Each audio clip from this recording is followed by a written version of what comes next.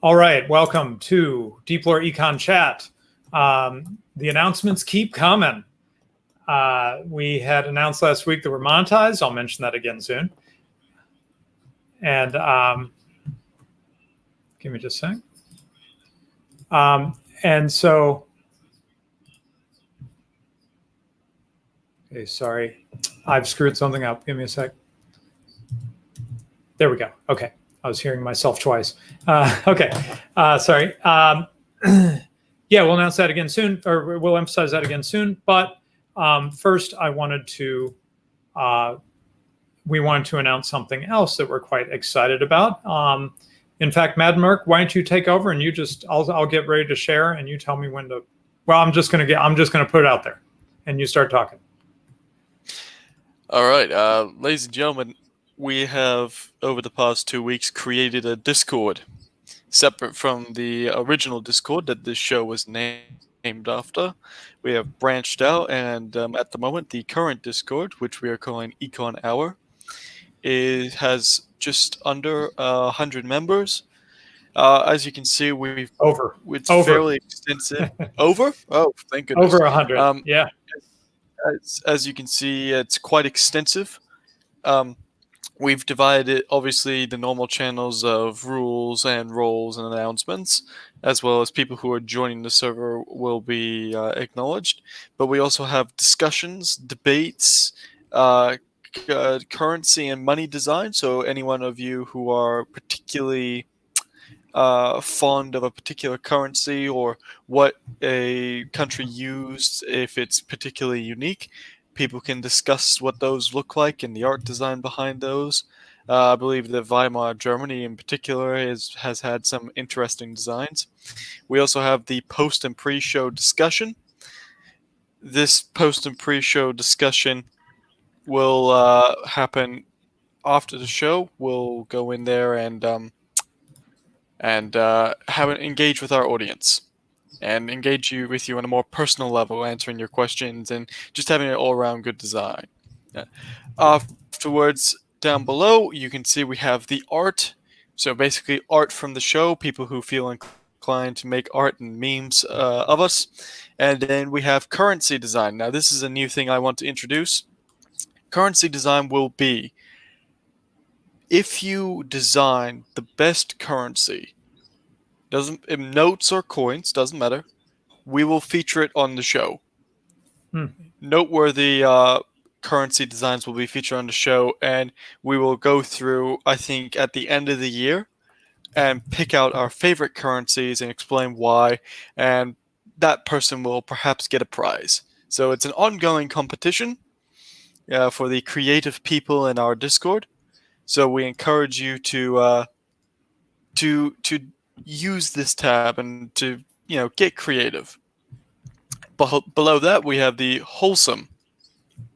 Wholesome is basically a little bit not debating, not discussing, just throwing stuff out there that people might find interesting. So we have bow ties, cigar review, and beer, wine, and spirits. So if you're interested in any of those things, please add to them. Show people what beer, wine, or spirits, or cigars, or bow ties you've been wearing, drinking, or smoking. Below that, we have resources, so books, videos, and articles. Obviously, for an Econ server, there's going to be lots of literature out there, and we want to make sure people are informed. Below that, we have central banks, all the major central banks, and what they're doing, keeping up to date with the news, quarterly and monthly news. Below that, we have just regular news, general news, financial, political, geopolitical, and economic news. Those are pretty self-explanatory. And then below that is what I find to be particularly interesting is the business tabs. Now, if you own a business or you're looking to get into business, this could be particularly useful for you because we have business networking, we have gold and silver, we have e-currency, startup businesses, so suggestions on what industry to start up in and how to go about starting up, investment opportunities, future technologies on the market, property and real estate. If you, we want to foster a good business environment in that sort of room. Below that, we have media. So if there are particularly interesting movies or TV shows that dealt with financial or economic issues that you believe to be pretty good and others should know about, such as The Big Short or the what was the movie with he was just recently labeled a pedophile. What's his name? You're gonna have The you're gonna have to narrow it down. He was Yes, I'm just gonna have recently to narrow labeled a it down. pedophile. Kind of leaves the set still pretty large. What's his name? Which one? Not. He made this very. He played Frank Underwood. Frank Underwood in House of Cards. What was his name? Someone in the chat will know. But there was a brilliant movie from there. Furiously hitting my IMDb here. Yeah, Yes. that is. Anyway, if you think there are movies like Kevin that, Spacey. Kevin Spacey. Yes. If you think there are movies like that people should see and that are financially related and are pretty good, that's what the movie and TV show tab is there. Then below that, we have the general voice channels, where you can talk about either books or just general discussion. Now, books in particular, well, hopefully in the future we might set up a book club where we talk about books that we've read and what we thought of them and discuss, debate, deliberate. So, margin call. Thank you, El Nemo. So, that is the Discord server. If you're interested in that, we have a link in the description of the show. Hopefully you guys will join because we think this is pretty cool and we really want to get some of these ideas off the ground, especially the currency art idea. We want to push that sort of competition. All right. And the movie is called Margin Call. Thank you. It slipped my mind. What I'll be curious about is how many people. Wait, let me take this down before I say this. How many people later will be like, "Hey, what was that Discord server over in your Discord that I don't know about?" Anyway, okay. Let's see what happened. Oh, I just want to remove that. Okay, so let's see what's next. Oh yeah, so I wanted to do a mini topic at the top of the show real quick on intellectual property. We were talking about it in the Deep Lore today, and it just reminded me that this is a topic I feel a lot of passion about. So I wanted to share two resources and just make a comment to my, shall we say, fellow creatives, creative friends, artists and writers and painters and people like that. So first thing I want to share is the book that I wouldn't say single-handedly, but it made a big difference in my thinking on this. And that's by the great Stefan Kinsella, great guy, by the way, if you ever get a chance to hang out with him. A true gentleman, true Southern gentleman. He wrote a 73-page book. It's really short, Against Intellectual Property. It's freely available, of course. And he explains the thinking behind what I think of as the modern Austrian rejection of intellectual property. I have no right to claim that everybody rejects intellectual property that's an Austrian. I just say that from my conversations and from noticing that the younger generation, unless they're heavily influenced by Ayn Rand, the younger generation tends to reject intellectual property along with Stefan Kinsella and a lot of us now, including myself. So I wanted to share that with you. And then also, even shorter, if you won't read 73 pages, how about 60 seconds, 60-second video by the great Nina Paley, an animator who got woke on the intellectual property topic, shall we say, and made this great video called "Copying is Not Theft." And she uses stone toss-like terseness to make some great points in 60 seconds. Like the great thing to do would be watch that video and then read Stefan Kinsella and realize that much of what he says in that 73-page book, she got into that 60-second video. It's really awesome. Artists are amazing. And so final comment on this is just, as I was sharing with some creatives in the deep lore,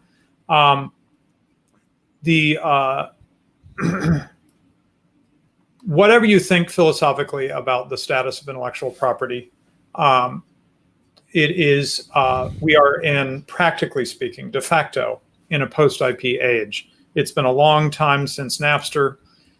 We all know that you can find the music and the videos that you want to find if you just poke around.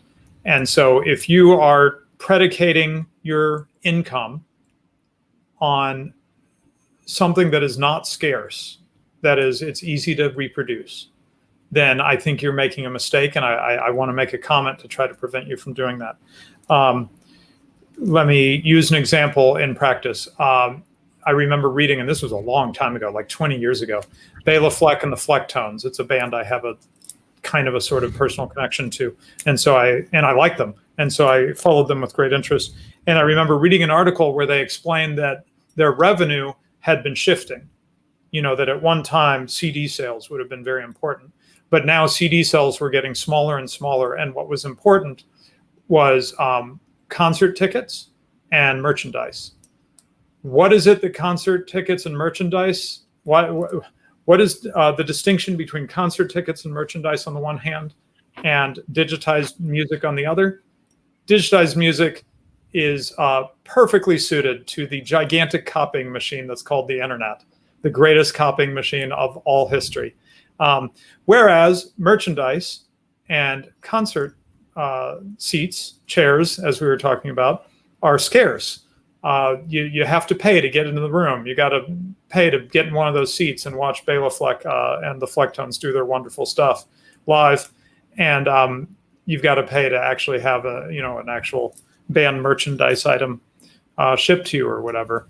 So you should adjust your strategy as a creative to focus on things that are scarce and away from things that away from making money on things that are easily reproducible.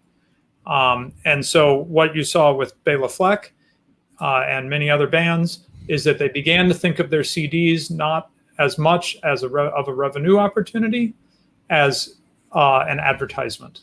So the recorded music becomes an advertisement to draw people in, so they like your music and they want to pay for tickets and see you live. They want to buy your T-shirt or whatever.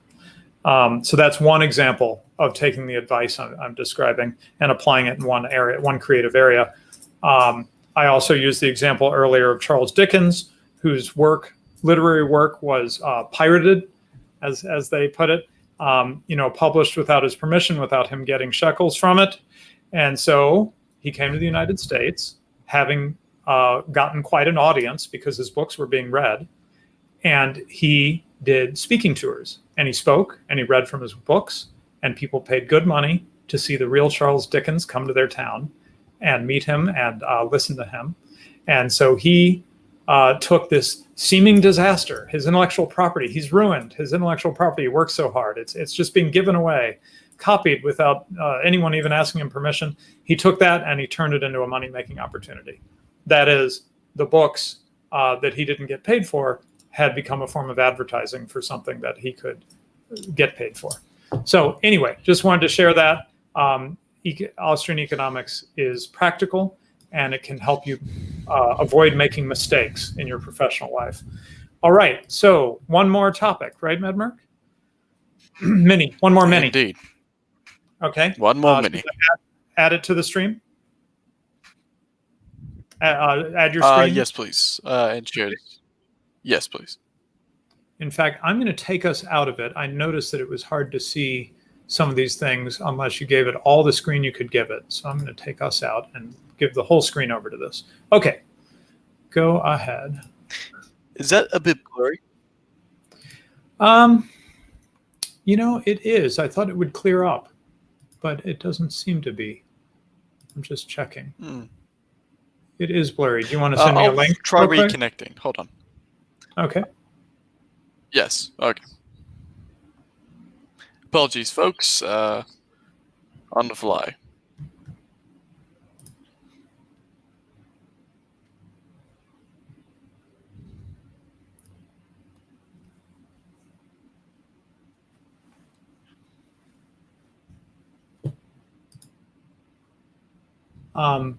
Oh, while you're doing that, I guess I'll do that ad now that we've had a few people.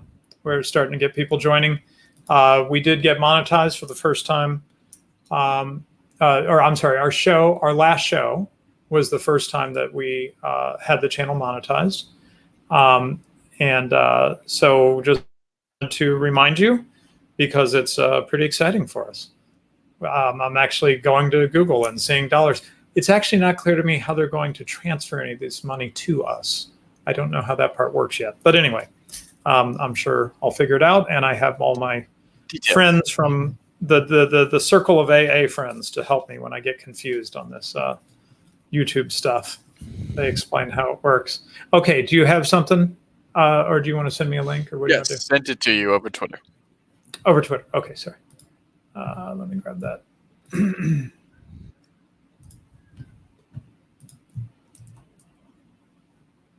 Okay, what are we going to look at here? Oh, and is it on the right thing? I'm looking at total assets. Is that what you want? Medmerk? Yes, total assets. Okay, sharing now. All right, does that look better? Oh yeah, there we go. Okay, go ahead. Yes, okay, so if you just want to bring the numbers over a bit, focus more on the end. Oh, okay. There's the blue bar down below, yes. What years do you want to see here? What's the range? The very latest. So 2019 to 2020, please. Okay, there we go. There we go. Yes, okay.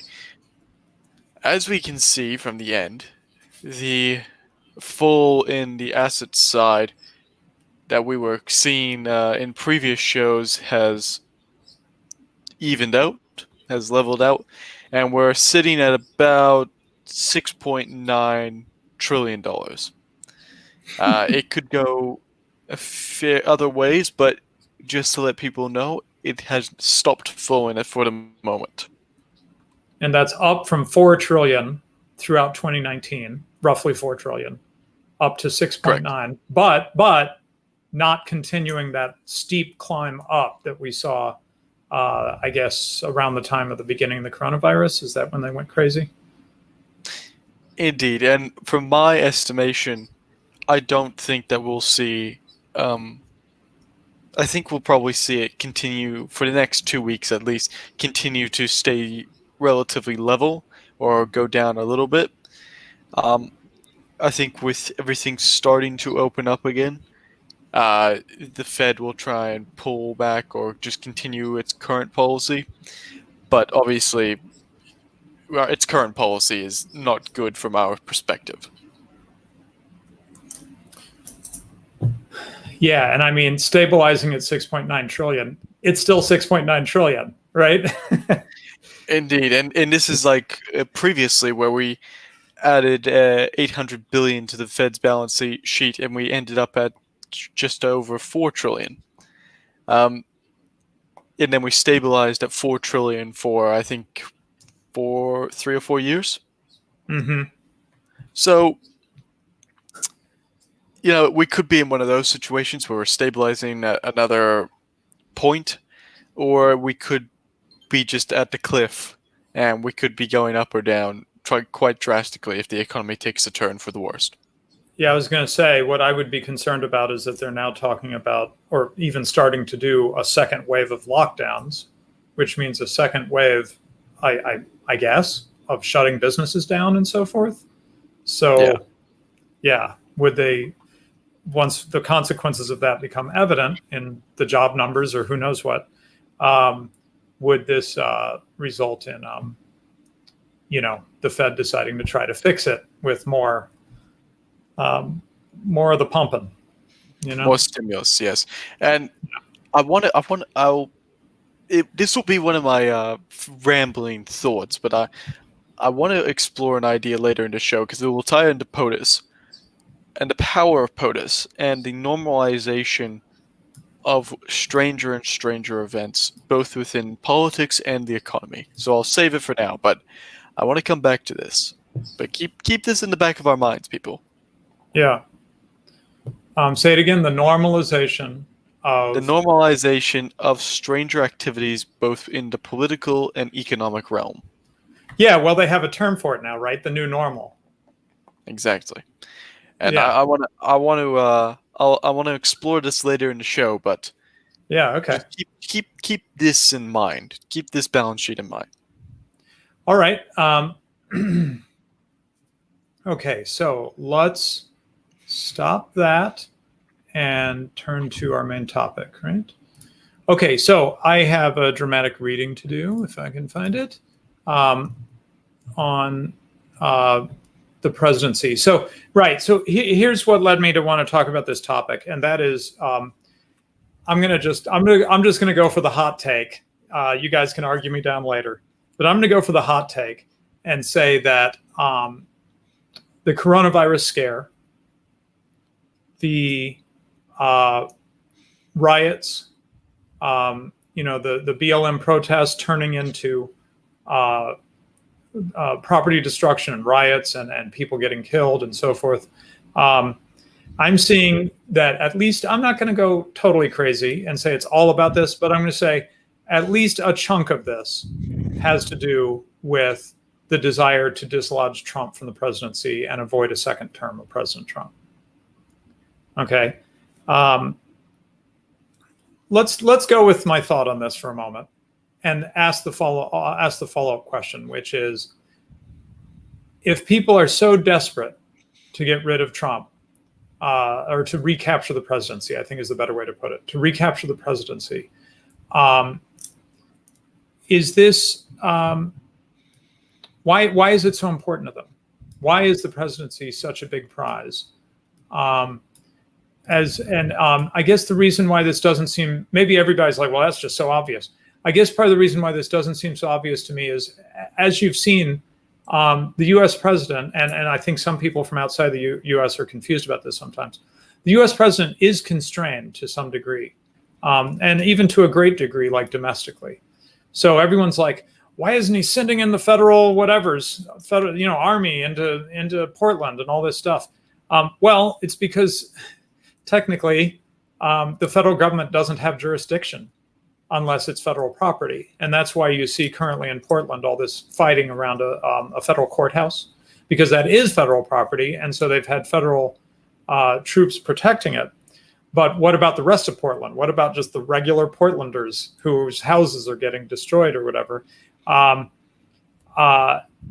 about them? Why doesn't President Trump save them? Well, because despite President Lincoln destroying the original United States and replacing it with United States II, the consolidated government we suffer under now, there is still a vestige of decentralization. And murder, for example, I believe, is still not a federal crime, believe it or not. If you are accused of murder in the court, it is going to be it's going to be the state coming after you, for example, under a state law against murder. There is no federal government, no federal law against murder. And there's not a federal law against a number of things because it was meant to be a decentralized, federalist republic, right? And so, the president's quite constrained. If he's so constrained, why is it so important to get a hold of the presidency? Okay, well, let me read you something from Lew Rockwell. Now, there's going to be historical references in here, so it'll sound a little dated. This is from 1996, and I believe is it the introduction? I don't know. It's associated with something they did called Reassessing the Presidency. I think I was actually at that conference, I believe. Here's what he says. The presidency, by which I mean the executive state, is the sum total of American tyranny. Okay, sorry, got to pause real quick. You may know the United States government is separated between the legislative, the executive, and the judiciary, right? Legislative is the Congress, the senators and the representatives. The judiciary has a whole series of courts, starting from local ones and ultimately going up to the Supreme Court. And then the executive is not just the president or the office of the presidency. He's actually over all kinds of agencies and so forth, that execute the laws that the legislature passes. Okay, so he's over the executive, literally the executor of the laws. And of course, he has the special role in regards to the military. He's technically the commander-in-chief, the actual top head of all the branches of the military in the United States. So anyway, when he says the presidency, he means not just the guy who's the president, right? But that whole apparatus of the executive part of the federal government. So the executive state, the presidency, is the sum total of American tyranny. The other branches of government, including the presidentially appointed Supreme Court, are mere adjuncts. The presidency insists on complete devotion and humble submission to its dictates, even while it steals the products of our labor and drives us into economic ruin. It centralizes all power unto itself and crowds out all competing centers of power in society, including the church, the family, business, charity, and the community. I'll go further. The US presidency is the world's leading evil. It is the chief mischief maker in every part of the globe, the leading wrecker of nations, the usurer behind third world debt, the bailer out of corrupt governments, the hand in many dictatorial gloves, the sponsor and sustainer of the new world order, of wars, interstate and civil, of famine and disease. To see the evils caused by the presidency, look no further than Iraq or Serbia, where the lives of innocents were snuffed out in pointless wars, where bombing was designed to destroy civilian infrastructure and cause disease, and where women, children, and the aged have been denied essential food and medicine because of a cruel embargo. Look at the human toll taken by the presidency, from Dresden and Hiroshima to Waco and Ruby Ridge, and you see a prime practitioner of murder by government. Okay, so a lot to unpack there. I'm just going to speak to the foreign policy piece real quick, and then I'm going to see what thoughts Mad Merck has on this whole topic of the presidency. My own take, as we got into in our last show on the military-industrial complex, is that while we're all focusing on the culture war, there's another game going on, and that is the empire. And with the empire, there's a lot at stake. There's a lot of money that sloshes around, not just defense contractors, but also, out there in the empire, right? Outside of the United States, there's people who want the United States government to support their side in a local conflict, to help them against their enemy in the neighboring country, Israel, say, but many others, of course, and so on and so forth. And so I think part of what we're seeing, and again, I'm throwing this out there for discussion, part of what we're seeing is that even though he hasn't completely walked the walk, President Trump, in his run-up to the presidency and his campaign, used the forbidden phrase, America first. America goes first, goes back, as we mentioned last time, to the largest anti-war movement in U.S. history, which was a disillusioned American populace having learned what really got us into World War I, was not wanting to go into another European war, be lied into and cheated into another European war.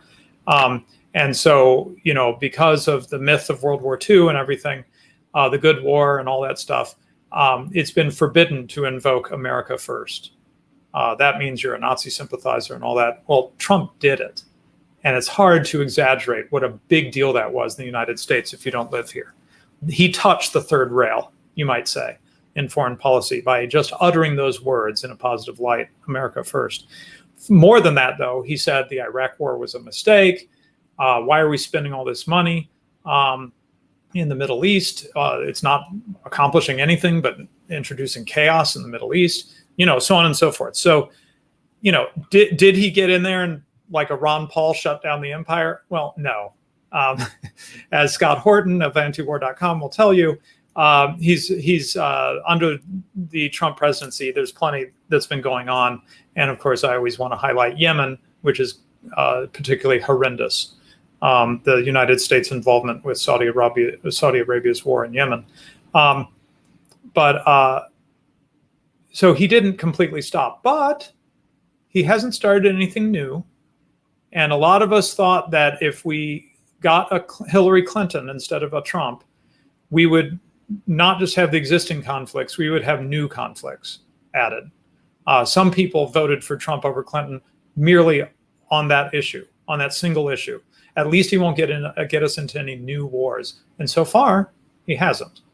Nothing big that I know of. I think that the pushback on that under the covers has been absolutely tremendous. I think it explains part of the CIA's involvement with Russiagate, and other moves against Trump from within the deep state. So I think that is part of the story of the desperation to stop Trump, to get him impeached, to keep him from being reelected. And we've seen it all, right? Every attempt possible to undermine Trump.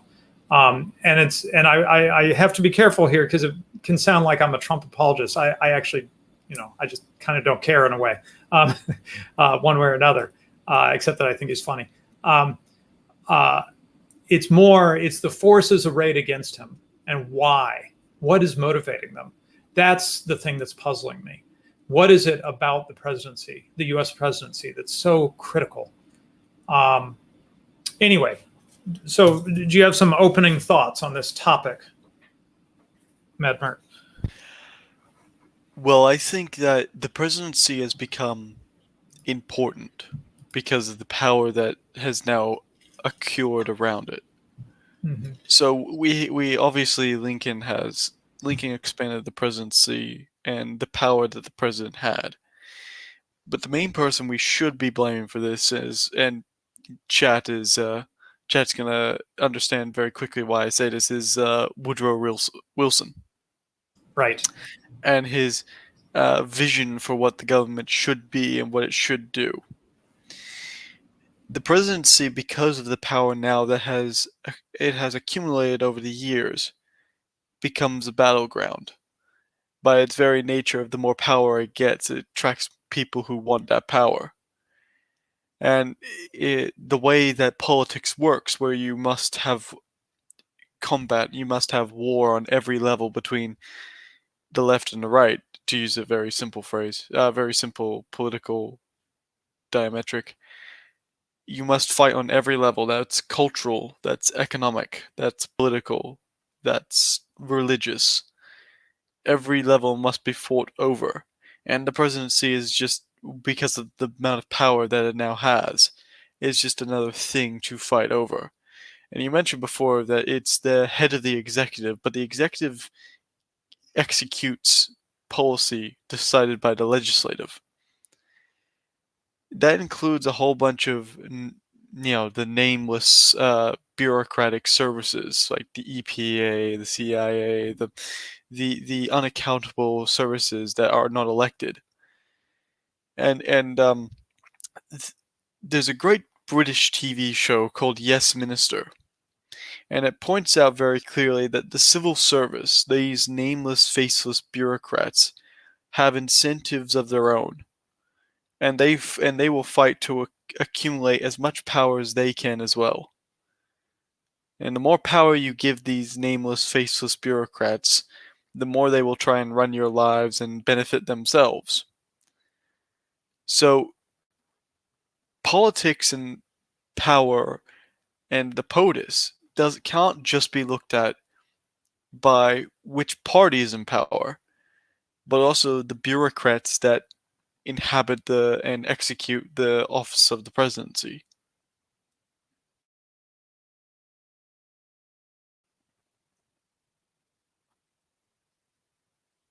I think you're kind of leaning. Anyway, this reminds me of this thought, which is that yes, the legislature passes the laws. Of course, there is the fact that the president can veto them, right? He has the option to veto it, and they can override it, but it's difficult. You have to have quite a majority to be able to override it. I think it's 2/3, something like that.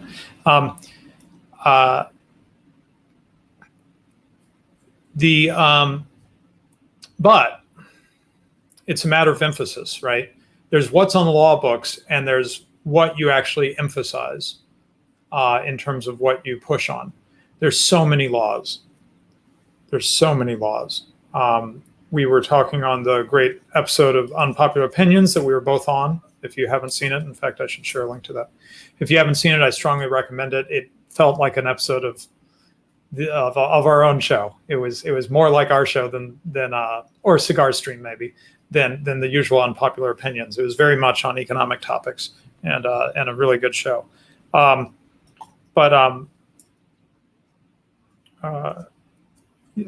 remember why I was bringing that up in a minute.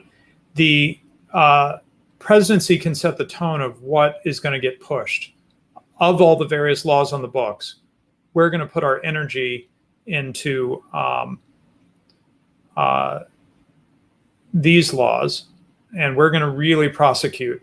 In fact, that's part of what their campaign promises will be. I am going to really come down hard on immigration. Well, that doesn't mean necessarily they're going to pass new laws. It might literally mean they're just going to execute the laws that are already on the book, and they're just going to really put some energy into executing those laws, right?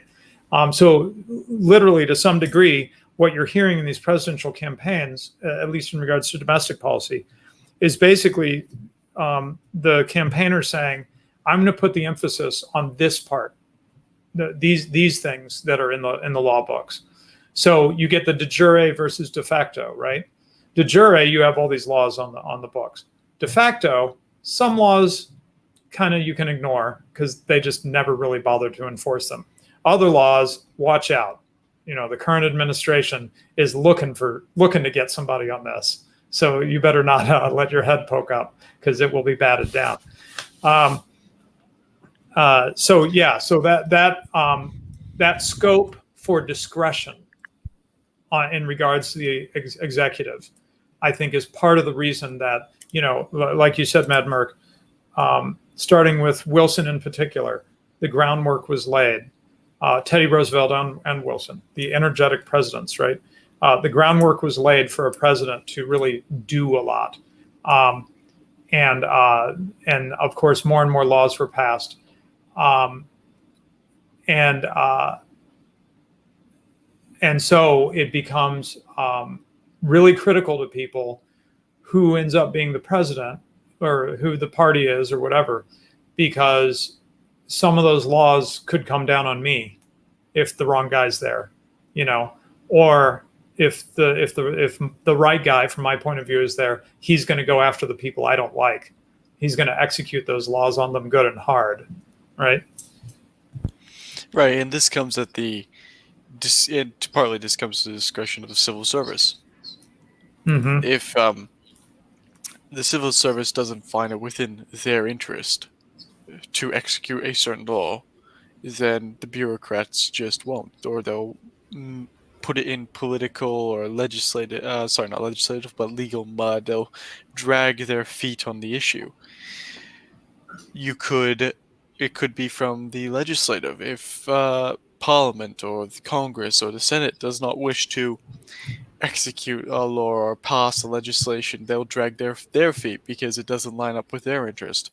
If the president doesn't want to execute a law, if he doesn't want to sign something in, if he doesn't want his administration to focus on certain aspects of the law, then it won't be done. At all these levels, if it doesn't align with all of their interests, it will not be done. And this is why the fight for the presidency becomes, or any governmental body becomes, very important. Because the more of the institutions that you can align with your own vision and your own goals, the more likely it is that your ideas are passed through. But then we have to get onto the idea of how effective really can each of the bodies be in executing, in enacting your vision. Because what we're going to find is that, does the presidency in particular, since this particular show is about the presidency, does the presidency really mean all that it means? We have executive actions, but executive actions can be turned over by the next president. We have legislation, but the legislation can be vetoed. Why is the presidency within American culture and within world affairs seen as such a vital position to hold? I think we're going to get into this. Yeah, well, okay. Since it's an econ show, let's first start, of course, with the power over the economy. Now, the first point, I'll just say it just to make sure no one thinks we don't know the basics here. The first point, of course, is that the sort of the standard econ point that the presidency is not really, I mean, because of various laws, he almost becomes, right? But the economy doesn't function from his brain, right? The economy is a separate thing. It's influenced, unfortunately, all too much by the executive state, but it is functioning separately, and it isn't all about who's the president at the time, right? Having said that, let's take a look at a standard picture that people focus on, and that is, how does the economy do under various presidents? Now, the way that the media speaks very much, and maybe they're just simplifying, it's just easy to talk about a certain period of time by talking about who was president. Just like in the Bible, you'll see it say, when such and such was king of Babylon, this happened. During the third year of the reign of emperor whatever, this happened, right? Well, it can be a shorthand to just say, during the Reagan years, blah, and it doesn't mean you're attributing Reagan godlike influence over everything that happened during those 8 years, right? But other times it sure seems to glide into something like that. Reagan talked the economy up, and Carter talked the economy down, or something like that. So anyway, let's take a look real quick. What we see is that the highest rates of growth are under Kennedy, and I'm surprised by this myself, Johnson. I don't think I knew that. Kennedy and Johnson. Clinton's the next one under that, and only then Reagan. So that's interesting, because I usually hear the Reagan years sold as they were just really, the economy was just going crazy at that time. Well, remember, this is GDP, including government spending. And well, that's true. During the Johnson administration, what program was introduced? Yeah, right. So is it showing a bunch of spending the Great Society that exaggerates that? Yeah. Now, of course, Kennedy really was. My understanding is that the early '60s really were a pretty good time economically, and so the Kennedy I think I kind of believe a little more that represents, at least to some degree, some real growth. Johnson, yeah, we have question marks, right? What's the worst? Let's see. The first president, George W. Bush, Bush 43. Actually, George W. Bush and his father are the bottom of the barrel. So that's interesting. And then Trump, these must be out of date, right? Because the economy's in trouble now, but this is showing Trump doing pretty well. Average. He was doing about average. Is it doing about average? Yeah. Yeah, that's right. I mean, it's not certainly nowhere near Kennedy and Johnson, but not too far from Ford, Carter, Reagan. So that's like the 70s and 80s. And then Clinton. What do you know? Clinton did well. He actually was a big free trader. Well, managed trader. But I think nevertheless, even with the managed aspect of it, I think a lot of international trade did very well under Clinton.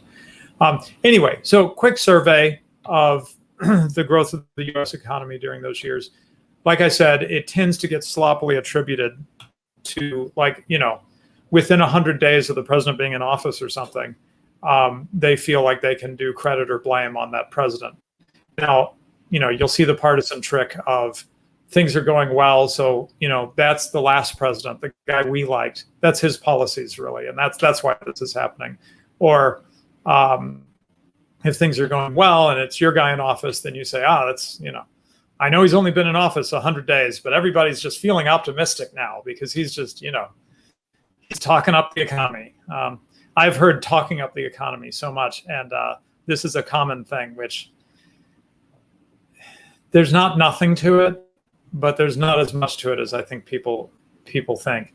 The idea that just by sort of talking in optimistic fashion or in a pessimistic fashion, the president can, single-handedly swing the economy up and down. Scott Adams has a big emphasis on that. He's got the whole thing of, economy is just psychology. I don't think it's just psychology. Anyway, we've talked about this before on the show. Psychology and perception obviously has a very large part to do in the economy. It has a lot to do in business. There's a reason that behavioral economics is a very new and popular field at the moment. Right. So anyway, I'll stop with that. That's the big picture. Now let's talk about what influence does the president actually have over the economy. And what I mean by that is there's a certain amount of stuff here that just grinds on. In particular, all the benefits, unfunded liabilities. I don't know what the right term is, but anyway, the government has to pay out Social Security, pretty much. It has to do Medicare benefits for people and so on and so forth. That amounts actually to, I think, most of the majority of the budget of the U.S. government. I should pull up the pie chart, but it's a huge amount of it, that's for sure. How much can, Hillary Clinton being in office versus Trump being in office, how much does that really affect that spending? Well, not typically that much. It's so huge that even what seems like a drastic increase or decrease or whatever, it's still a massive part of government spending and therefore a massive part of the effect of the state on the economy, the domestic economy. So there's that, this big boulder of spending that doesn't get changed that much depending on who's the president. Then you have the regulatory aspect. Now, I wish I knew more about this. I don't know if Mad Merc or one of the people in our audience can help. Supposedly, Trump has really gone on a tear of reducing regulation on business and tried to make it easier to have to run a business in the United States, less expensive, less paperwork, less laws in your way. I haven't gotten clear signals on how much true free marketers really believe he's accomplished in that regard. Do you have a read on that at all, Medmer? He's done a good job in the repeal of regulation. That no one can deny that. Although he has instituted some new regulation, but between what he's taken away and what he's added, he's taken away far, far more, which is a good thing. But as we pointed out on the AA stream where we discussed what happened in 1971, like Reagan, you're playing with a faulty system because of the losing of the gold standard. And I want to bring this around to a point, and I think will become very clear once we go through the presidencies. It is much easier for a president to destroy than what it is to create. It is much easier for a president to stuff up the economy rather than have a positive effect on the economy. So the removing of the gold standard is a very clear example of that. That has obviously a significant effect on the economy. Adding regulations, as we saw under Obama, banning the use of certain energies and making it just harder in general for business to operate, obviously has a huge effect on the economy. Nixon's price controls have a huge effect on the economy. But it takes time to rebuild after that destruction of the economy. It takes time to rebuild. So if a president is only in office for 4 years and does all that they can to repeal executive actions and veto legislation that adds more regulation, they still have to wait for business to reemerge, to have new investment for these businesses that were destroyed, this efficiency that was lost to be regained. And so it's much harder to rebuild, to allow the private market to rebuild this than to just simply destroy it, which is much easier, quicker, and gets votes. Real quick on the, sort of one of the big points that the two gentlemen that we had on Unpopular Opinions on Tuesday emphasized is that in 1971, the last link to gold was ended under President Nixon. And like you said, that had a big impact. But one of the things I've been thinking about is, okay, yes, that did for sure. But what about since then?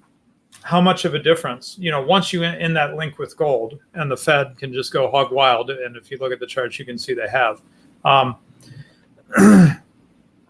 How much difference has it made who the president is? Is the Fed just kind of doing what it's doing?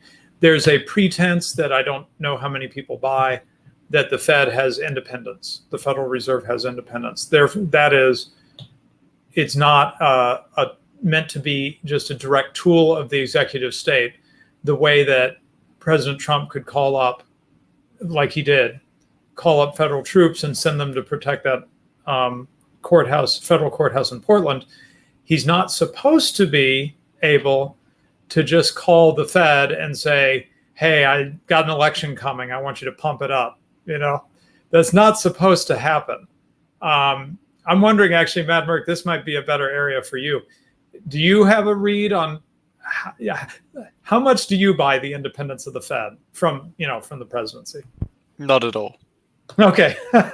The Fed, if you have, to believe that the Fed is wholly independent from its very inception, from either industry or political incentive, is ludicrous. The Fed was firstly established by businessmen for their own interest, by large businessmen for their own interest. It has obviously political influence behind it. These people run in the same circles, they go through the same think tanks, they believe in the same ideologies, they donate to the same political parties. They're obviously entwined within the political process.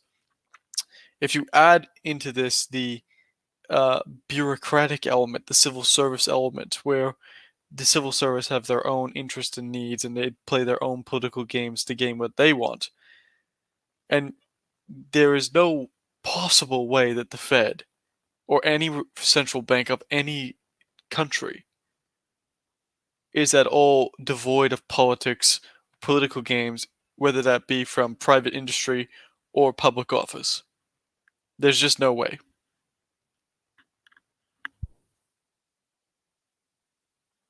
Yeah, I wish I could. I don't know if I can find one. I wish I could quickly pull up a chart. Oh, that's weird.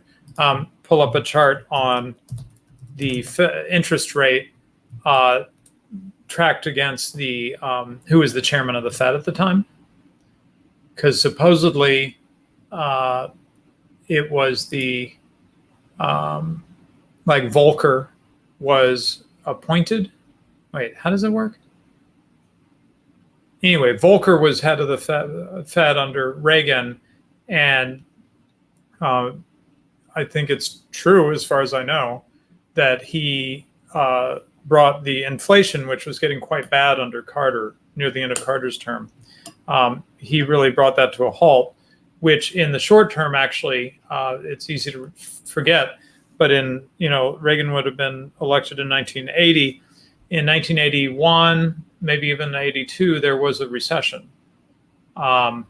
The country had to, things had to readjust to not having the constant inflation, and it was painful. But then the rest of the Reagan years did better, supposedly. And that was Volcker, and Reagan had something to do with Volcker being there. I'm a little unclear on how that works, like how you end up with a certain chairman of the Fed. But that would be assuming that, like you said, Medmerk, that the presidency does really, that the Fed is not independent and the presidency does have an influence, then that is quite a big effect. We know that what the Federal Reserve does has a profound effect on the economy. And so looser monetary policy versus tighter does have a big impact on the economy. And if the president really does have influence somehow, some way, not officially, then the president does have a big impact on the economy in that way. So let's step back. Let's try to summarize. There's legislation in regards to the economy that has an impact on the economy. The president can veto, so he has a little bit of control there. I don't know how profound that's tended to be used. I don't know if there's really been like a Ron Paul type president who would have just like vetoed everything. That would be so awesome. Anyway, so there's that legislation impact on the economy under a president, which he has some influence over. There's the regulations, which are already on the books, and the president can kind of direct the deep state to, hey, and really enforce these regulations. Or let's just give up on these regulations. How has Trump done the deregulation, by the way? Do you know, Madmer? The majority of regulation, from my understanding, that he's gotten rid of were executive actions under Obama. Executive orders. Okay. Yes. Got it. Tracking deregulation in the Trump era. Yeah, okay. Well, that I can believe because wasn't it under Obama or was it Clinton? The infamous saying where the guy said, "Stroke of the pen, law of the land." Pretty cool, eh? Yeah, I'm unaware of that quote, but you didn't know that one? It's rough. I'm not surprised. Yep. Let's put it that way. So they really did go crazy with executive orders, and you're saying that a lot of what he did was just say, by executive order, I undo that previous executive order, right? Right, but it doesn't it doesn't account for the destruction that took place under that executive order. To create something takes time. To destroy something takes an instant. And for the 8 years or so that Obama was in office, all the executive actions add up. And so, you can't go through 20,000 executive orders and it not have an impact on the economy. Mm-hmm. Again, this comes back to the idea that it's much harder to destroy. It's much harder to create something than it is to destroy something. But perhaps I want to go back to the thing I suggested before, with the normalization of this ridiculousness. What we're seeing in the economy. So think back in 1929. Very solid foundations. People had savings.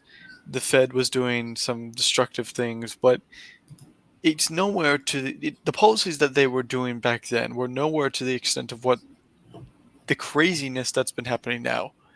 And people hadn't experienced any of that sort of craziness before. So their simple actions, their simple interventions had a much greater initial impact and caused the depression. But people have been normalized to these interventions. They've been normalized to these shenanigans by the Fed and by the presidency and by the legislation, and they've become normalized to it. And over time, interventions into the economy, like subsidies and quotas and price controls, they become more normalized. People get used to them.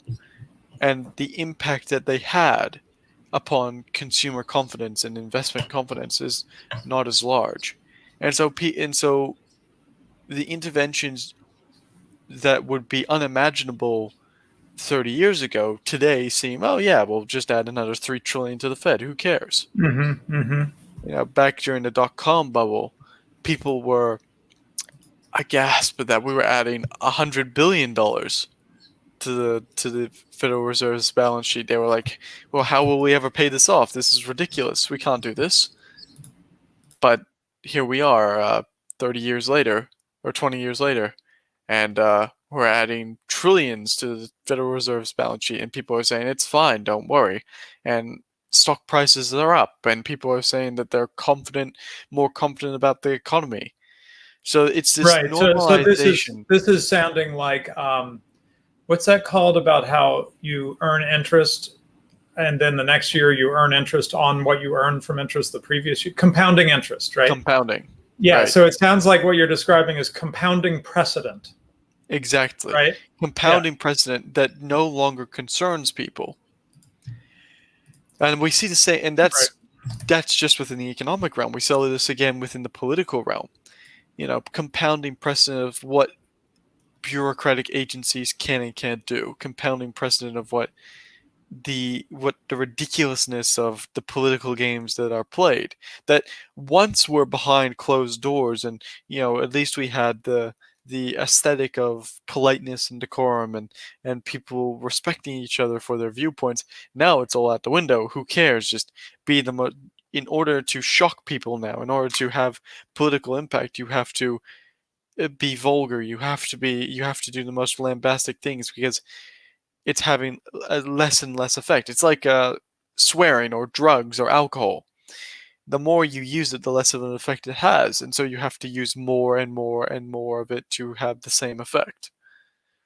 And I see Um, I see that throughout society, whether that be economic, political, religious. You have to do a greater spectacle. mhm. So you mentioned something in passing that I'd like you to focus in on. I feel like you're likely to know more about this than I would. Energy policy. Um, oh, huh. Well, okay. Just noting trade policy. Let's come back around to that. That's a big one. But let's talk about energy policy for a moment. It's widely viewed as uh, something that is very important to the economy because we run on energy. And some people, in fact, think that sometimes energy policy, shall we say, goes international and has something to do with foreign policy decisions. Um, I think the popular phrase is no blood for oil, right? Um, but yeah, so what do you have some perspective on how much the president has to do with energy policy? I'm trying to think of some good historical examples where the presidency had a big impact on energy costs, basically, for everyone. Thoughts on that? Well, the immediate thought that comes to my mind would be Carter and the Mm. OPEC oil crisis that Yeah. Carter So was induced. that But his fault or? well, he obviously in my opinion, and again, this is my opinion, he extended the crisis through his weak action and his philosophy of getting involved but not having a backbone in foreign affairs. He was a very interventionist president in the diplomatic front, but he was also a very weak president. He wanted to be liked by everyone. But he the oil crisis um really did hurt a lot of Americans, and it showed that they wanted the type of leader like Reagan. This is where the Reagan Revolution came from. Another president I could think of was Obama, and this is more subtle in his attack of the fossil fuel and coal industry, especially the Right. coal industry. In the And name of environmentalism, right? exactly right, and the Yeah, yeah. the huge amounts of jobs that were lost in Virginia and Pennsylvania. Hmm. Um, and energy prices over his tenure going up, not drastically, not like not like a Carter where it was an absolute crisis, but significantly over his 8 years. So Um, I don't know if this has much to do with the presidency, but I wonder about something really went wrong with nuclear power here in the U.S. It seems like it's from a certain point of view environmentally friendly. Um, I understand it's used widely in some places like France, um, but something happened. I don't know if it was just popular opposition from sort of the no nuclear type people. I guess they were vaguely environmentalist or something. I don't know what their objection was exactly, but nuclear power never took off in the U.S. as I understand it. I mean, I have seen nuclear power plants, but so it's not that they're not there at all. But I don't think they made the contribution that they could have, and that they do to say France's. Anyway, do you have any knowledge of the nuclear power issue? uh, well, I think in a sense you're like Australia in that there were just more cost effective and pre-set up energy solutions to that. So in Australia, it's particularly coal and hydroelectricity. Um, in the US, it's oil from Texas and coal from Virginia and natural gas from Dakota. And so the economic incentives were really not there unless you're in a state that's not as close to these energy systems or not as well connected. So like California is an exception. They're on the other side of a big desert, so it's more important to have a diversification of their energy sources. Mm-hmm. And Hey, I did find the relevant chart. Finish your thought, but I found the chart on nuclear power by country. Go yeah, ahead. and notably California gets a lot of its crude from the Middle East for all their environmental and world peace talk. They are the Yeah, yeah. state that takes the most oil from the Middle East. I'm sorry, which And country? California. Oh, uh-huh. That's right. Yes. Okay, so may I give you percentages of total electricity use that's coming from nuclear power from a couple Right. countries? Just on the nuclear power front, Okay. nuclear power is demonized because of Chernobyl and Fukushima. So Oh, it's well, right, but yeah, I'm thinking this battle was lost in the United States before those events. I mean, I really remember this okay. from when I was young, before those things happened. Um, yeah, oh, Turnip Merchant is saying anti-nuclear activism very much corresponded with the hippie movement. Okay, well, here's where it resulted. Now, I think you make a very good point, Matt Merck, that coal and other, we already had those things working. So it's a harder sell to compete against something that's already operating and already doing pretty well at providing power. And maybe in other countries there was more of an opportunity to more of a business opportunity to introduce nuclear power. But whether from political opposition, or for other reasons, here's what I'm saying. United States, this is share of total electricity use, the percentage share of total electricity use coming from nuclear power. In the United States, 19.7%, so about 20%, more than I expected, I have to say. I was correct to bring up France. They are by far the leader in the chart I'm seeing here. Table I'm seeing 70%. So 70% of electricity in France is coming from nuclear power. So they are really using it heavily. Well, there was strategic reasons that France chose to begin using nuclear power and heavily, but also the environmental ones are a good side effect. Right. Um, this kind of surprises me.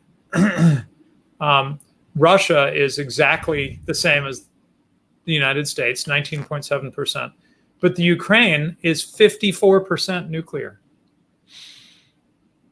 Yeah, a lot of I'm the a nuclear little power surprised by plants. that because A there's lot of oil. There's oil in that neck of the woods, right? uh, there's some oil in Ukraine, but it's more of an agricultural nation rather than an energy nation. So the Mm-hmm. Soviets at the time had pipes. It's a long story. Basically, Russia had pipelines stretching throughout the Ukraine, but to supplement it, they also built nuclear power stations for nuclear bombs and energy production. Um, this does not seem to list Australia at all. Do you have nuclear power there? No, it's been a big Ah, debate oh, okay. about whether we should or shouldn't use nuclear power plants because the left doesn't want nuclear power plants. They don't want hydroelectricity. They do not want coal. They do not want oil. They do not want natural gas, and they do not want any sort of new innovative energy systems like thorium. They only, and I mean only, want renewable energy such as wind and solar, and particularly wind and solar. They do not want geothermal either. Okay, now, Yes, it is madness, if the chat is wondering. okay, wait. I'm noticing another column in this table. Okay, I better just put this table up. because this is getting more interesting than I expected. Sorry, quick rabbit hole. I actually want to do, I think I discussed it with you. I want to do a particular stream on energy and new energy that's coming onto the market. So perhaps we should move back to POTUS. Oh, okay. I was just going to say, I'll just highlight one thing real quick, which is that the United States actually has more operational reactors than France, almost twice as many, and generates, and then, as you'd expect, generates more from them than France. So actually, the United States has plenty of nuclear power plants, more than I realized, 98 operational plants, plenty of nuclear plants, and they're generating plenty of power, but it's still just, what I say, less than 20%, because the United States uses a lot of energy, I would say, part of being a really developed economy. Anyway, okay, so that's energy policy. Now, what about trade policy? This is something that we read in our history books when we go to school here in the United States, right? Smoot-Hawley tariff. This seems like an area where the president has is perceived to have a huge influence.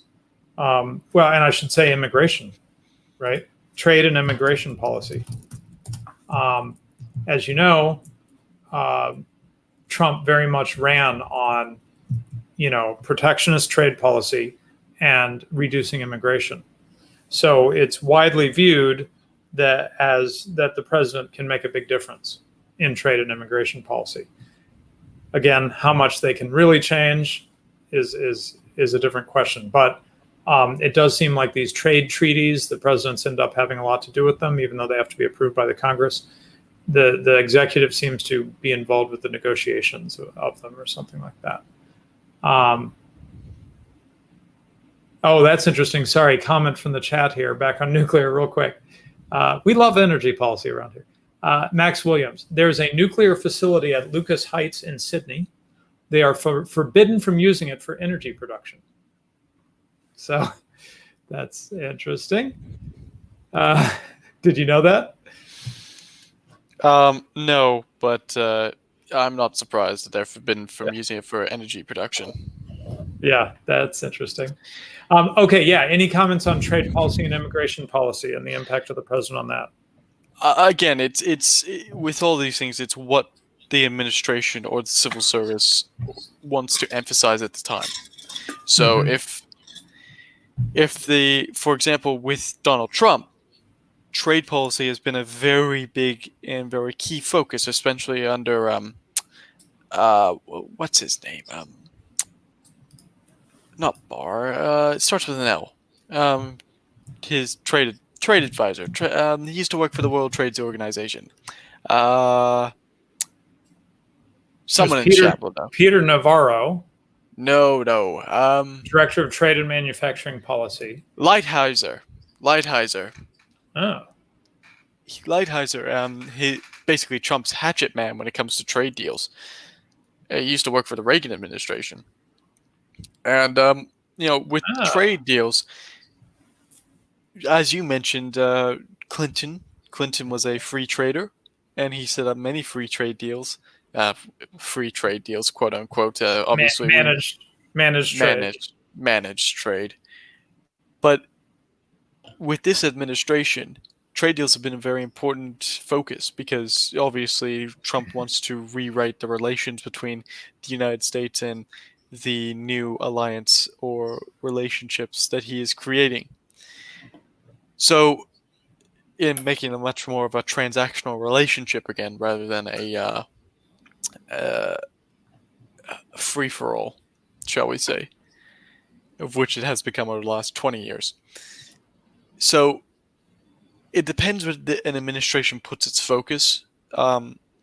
Some administrations are more domestically focused, some are more internationally focused. So George Bush Sr., for example, was very much an internationally focused president.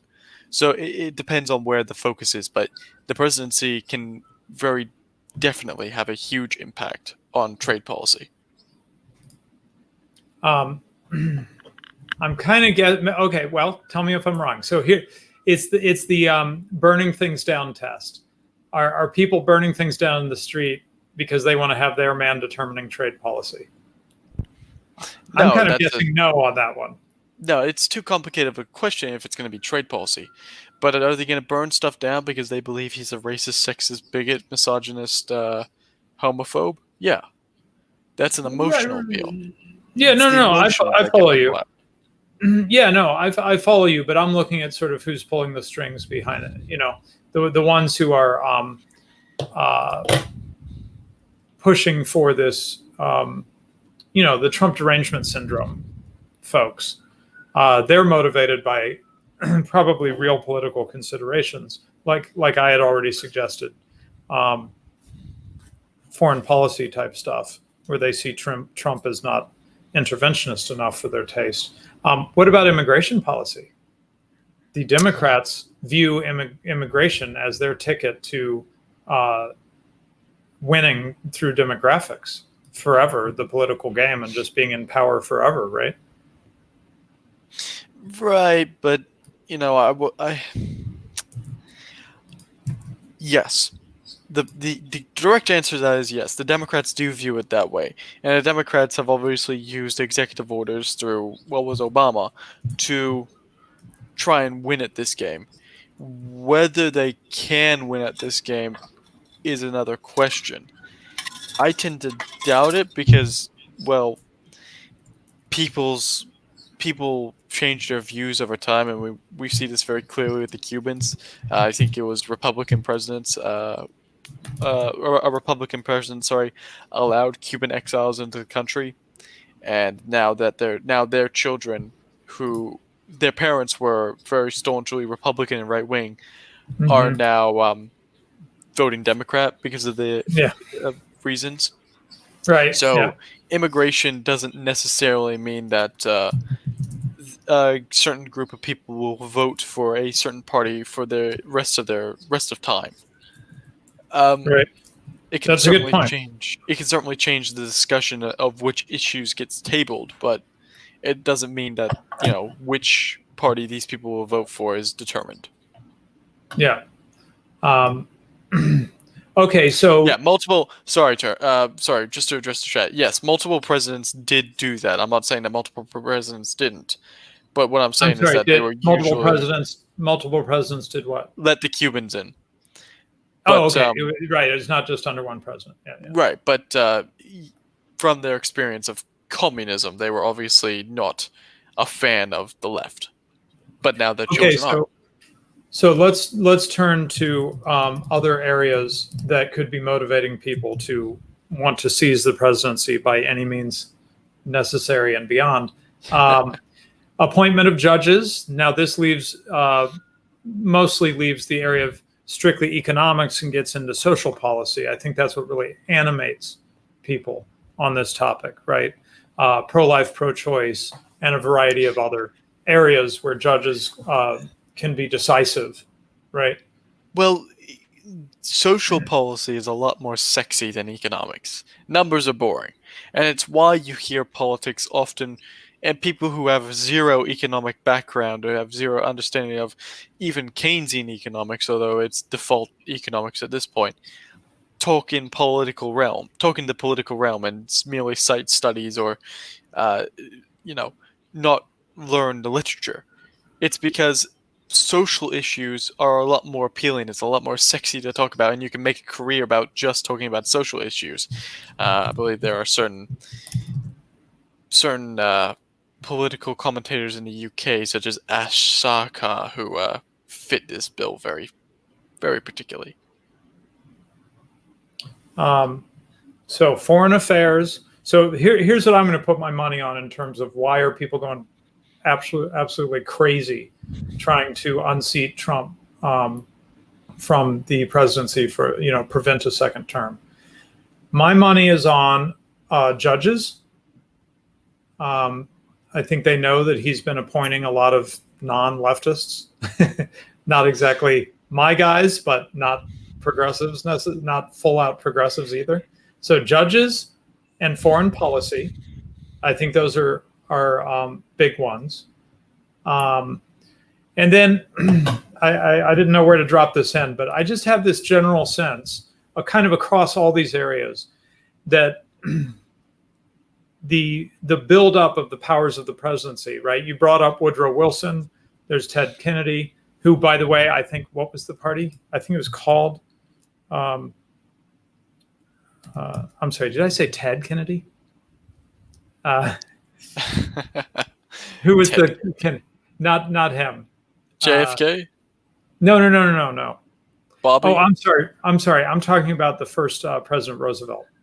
Who was that? Teddy. Teddy Roosevelt, yes. Yeah, so Teddy Roosevelt ran on a third party, and it was, come on, Google. Bull Moose Party. No. The Progressive Party was a third party in the United States formed in 1912 by former President Theodore Roosevelt after he lost the presidential nominee to Taft. The new party was known for taking advanced positions on progressive and populist reforms. Okay, so he literally started a party called the Progressive Party. Just so to give you a little clue there. Yes, it was it would be the prototype of some of the progressive issues that were held today, but it's not a direct relation. There were differences between the two, but yes, there were similarities. Focusing on social issues again was a big one, a lot sexier issue. He was a Republican president from 1901 to 1909. It says he became increasingly progressive in the later years of his presidency, and then in 1912 he formed this party to run for the president. He didn't succeed, but to try to get the presidency as an outright progressive. But anyway, so we pointed to Woodrow Wilson and Roosevelt. Woodrow Wilson, of course, totally racist, eugenicist, all the worst things you can think about progressives. That was Woodrow Wilson. And you know, wanting to grow the welfare state and just all the things, and war, of course. But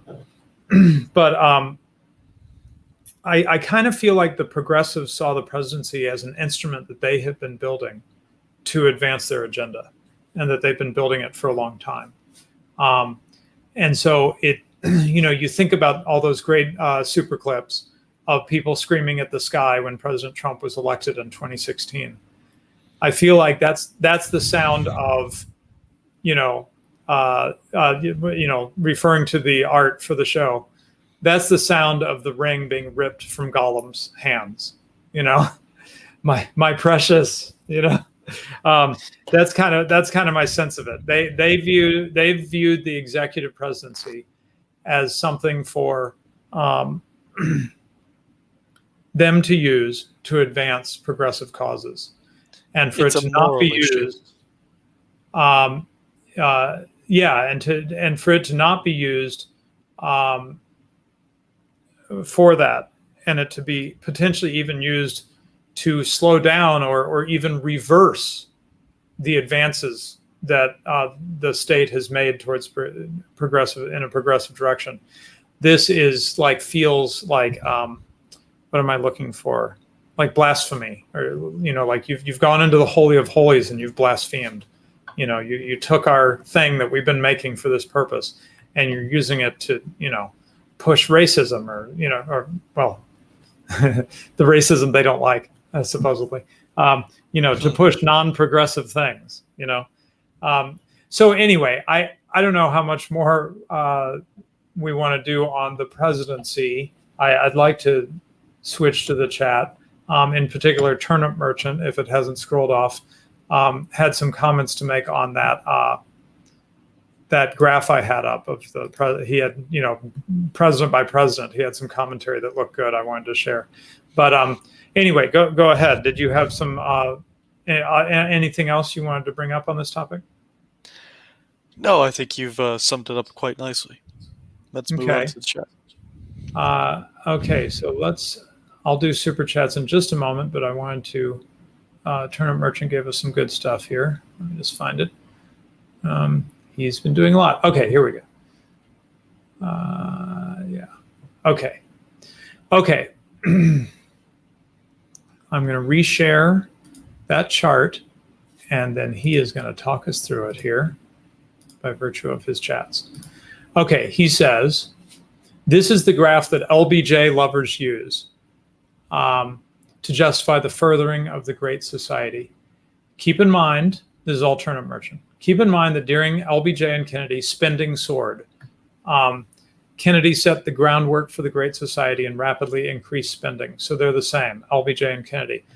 Okay, oh, and the groundwork that he put down for nationalized health care and Social Security reform. So that is exactly what you were speaking to, right? It caught your attention that this is showing GDP growth. And Turnip Merchant is agreeing with you and saying that's a lot of what we're seeing here in these high percentages. It's that they're counting the government spending as part of growth. And so Kennedy and Johnson went bonkers. And so it makes it look like the economy was just rocking and rolling like it never did before or since, or, you know, since in the post-World War II era. But in fact, there's some lies in that big, long bar, right? Right. It's Kennedy, obviously, with his debates with Nixon, described Nixon, who introduced price controls and got rid of the gold standard, as a laissez-faire extremist. So you can kind of tell where his head was at. I'm sorry, say that one more time. The laissez-faire extremist? Who was that? Kennedy described Nixon in their debates as a laissez-faire extremist. Right. So, and Nixon got in office and was horrible. Nixon was what we would see as a social conservative who doesn't care about, who is willing to compromise on the economics. And this is what and I would warn all of our socially conservative or trad-con friends and who may listen to this stream, and I encourage you to share this bit with them, if nothing else, that when you don't care about the economic side, the social side will follow. The degeneration of the social side will follow, because that's what Nixon did. He was a social conservative. He hated the hippies with a passion, quite rightly. He was a law and order sort of president. People were sick of all the disruption. He wanted to get out of Vietnam. He wanted to get out of all the foreign intervention, which is what a lot of the people today who are in the traditional right, America First right, say they want. But if you just don't care about the economic side and try to use state force and like Nixon did and compromise on it, well, then you end up in the long term in a much, much, much worse society. And we can just see what's happened today after 1971. Right. Yeah, exactly. He made some of the worst economic decisions, and he actually did price and wage controls and stuff. I mean, it's just insane. Right. And it looks popular. And Nixon was popular before Watergate because the average person believed he was trying to do it for them. Because, again, social issues, masking economic issues, are much more sexy than and gets more votes than the economic ones. So Turnip Merchant goes a little bit further, and he says this explains Clinton and Reagan as well being on par with LBJ and Kennedy. So as we can see, Clinton is up there, not where Kennedy and Johnson are, but up there high. And Reagan, and Turnip Merchant, I think, is saying, why do we see such high numbers here? It's because it's GDP, which includes government spending. And like Kennedy and LBJ, Reagan and Clinton had a lot of spending. As hopefully you know, Reagan talked a good game about smaller government, but in fact, the government grew like crazy under Reagan. So the Reagan part of that, I totally believe. I don't know as much about spending under Clinton, but that doesn't seem hard to be. It wouldn't be hard to persuade me that Clinton would have presided over a lot of a big growth in spending. I can believe that. He was a domestic president primarily. Yeah. He was a domestic president primarily, and so domestic spending obviously went up. And then this is going off a little bit, but just one more comment from Turnip Merchant that seems useful. Trump has deregulated much in the same way that Carter did. Yeah, so famously, the monopoly over air travel, the Yes. civil air board, or what, anyway, I'm forgetting the name of it, was actually ended due to Carter. And there was a lot of other deregulation of trucking, I think. A lot of stuff that made a big difference, actually. Carter was forced to do that by the sheer idiocy of the previous administrations, both Republican and Democrats, restrictions on the market. And so, despite what he thought, he had to free the market up. Now, obviously, he was doing this under a faulty system as the gold standard had been taken away, but that's not his fault. Okay. Can't blame that one on Carter. Now, sorry about this. I am not used to being monetized, and so I don't have what I need here. Oh, yeah. Good. I'll put it in my checklist in the future to have this up already before we start. But no, I'm still new, still pretty new to this aspect. Okay, where is it? Oh, crap. Where's the monetization? Sorry. Oh, YouTube Studio. That's it. I'm having to learn the other side of YouTube, the part where you're running a channel as opposed to watching videos. Okay, here we go. Subers. That's what I need.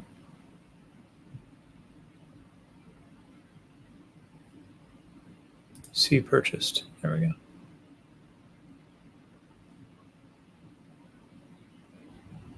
I did. Sorry.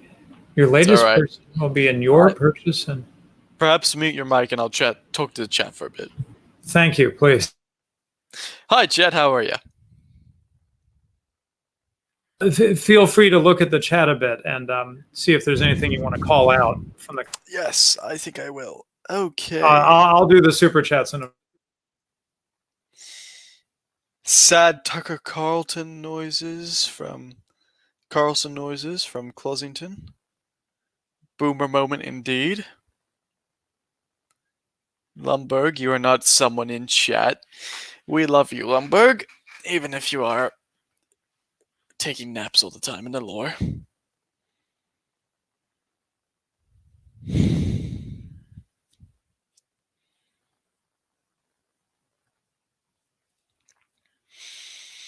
RFK did consider JFK to be more radical. That's Robert F. Kennedy, by the way. I am here.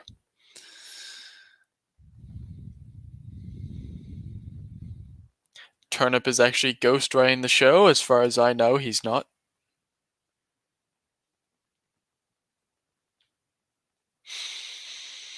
Oh, I'm glad you're okay, Sonny Jim.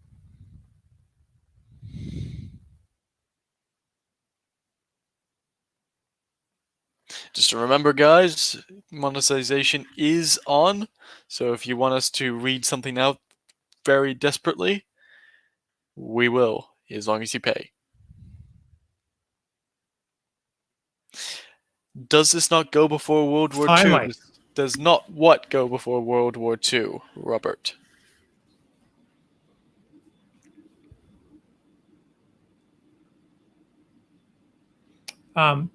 Okay, well, I finally, I got to save a link to this. That was really hard to find. Okay, so we have 10 British pounds from Lumberg. Couple of glasses of Bundy rum for you. Bundi. I don't think I know that rum. Bundy rum is a well, it's a rum here in Australia from Bundaberg. It's about I don't want to dox myself, but I know I've been there. Unfortunately, I can't drink. It's the few times I've had it, I've liked it, but I can't have rum because it makes me very, very violent. It's one of those drinks that has that effect on me. Wow. Yes. So you're saying certain different spirits have different effects on you? That's happens with a lot of people, but yes, I fight people on rum. Wow. And then Oh, this is a nightmare. Oh, here we go. Okay, Hello. I see. And then Idle Time, $5 says, "Hello, this is my first super chat. Thanks for doing the show." So Thank you for being here. that I think catches us up on super chats. When do I get paid for inflating your viewership numbers? Rogers says. Right. This is paying to buy your own books or something like that, right? Right. Okay. Any Yeah. others? So no, those are the super chats, and I'm happy to just kind of wrap it up because we're approaching an hour. Well, yeah. Oh, yeah. We're at an hour and a half, right? 4:15, 5:15. Oh, we're over an hour and a half. So that's about as long as I want to let these things go. Let's talk about what's coming next. We haven't confirmed it, but our informal agreement, our live on stream last time, was to continue the military-industrial complex discussion, but with a focus on China, and see if we can bring back Semiagog for that. And boy, I bet you there's a lot of other people that would love to be part of that. So we'll have to think about that. But anyway, if you would like to be a part of that discussion and suggest possible angles we can take that discussion from, please join the Discord, and we can. We have a tab called Topic Suggestions, and you can just put your stuff in there. If you'd like to be in the show, please contact us through the Discord. If you'd like to continue this great conversation about rum and whiskey is truth serum, in my opinion, shows the character of a man. Join us in the Beer, Wine, and Spirits tab on the Wholesome channel in the Discord. Please go. Discord link is in the description. Go and join it. All right. Okay. Thanks, everybody. Talk to you later. Alrighty. Have a good one.